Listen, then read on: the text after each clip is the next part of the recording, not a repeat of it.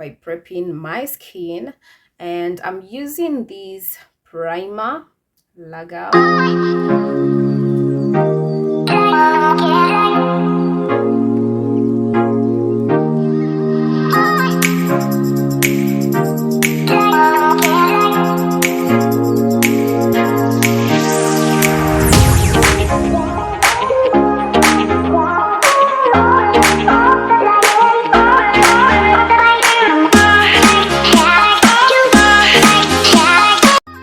The first step, as you can see, the primer is all dried up.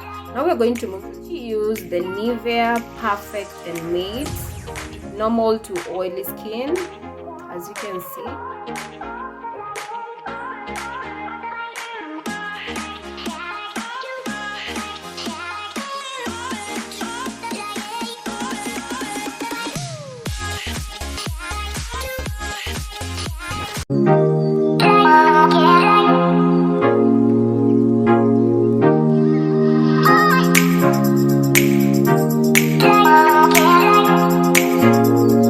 Like after applying the Perfect and Matte.